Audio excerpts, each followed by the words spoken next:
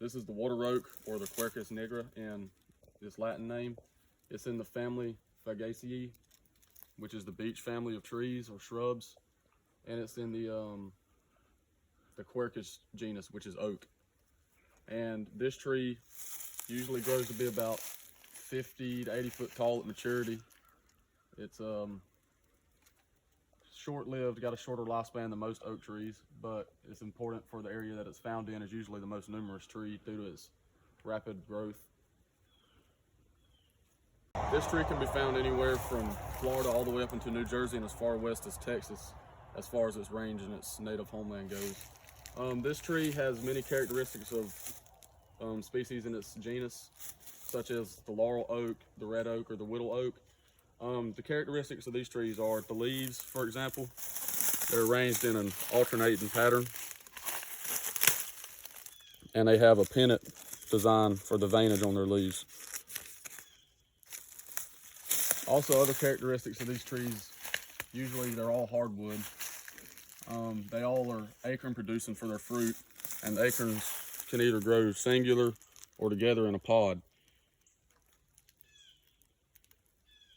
Other characteristics right now, if it weren't in the fall, you could see the flowers. When it pollinates in the spring, it has very small, not showy flowers. The female flower, which is epigynous, it has the inferior ovary on it. It can be found in a spike formation for its fluorescence type, and the male flower is usually found in a catkin. And the pollinator for this tree is usually wind, because no animals really use it to pollinate, but it can be spread if a squirrel or a bird totes off an acorn and buries it for later or moves it somewhere. It can also reproduce that way.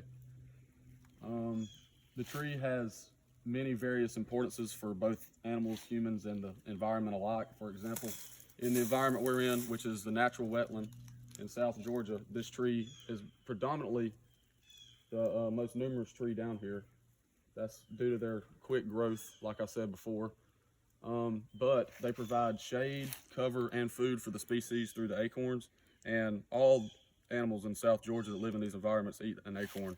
Anything from a hog to a bird to a deer to a squirrel, just about everything. So it really is a keystone species for this environment to support life in these types of places. Another thing is, it's important for erosion control in these places, because these places are constantly, nearly almost not underwater, but they're always wet. So these trees, since they require so much water to grow and live, they keep most of that water soaked up and can keep the ground from eroding away.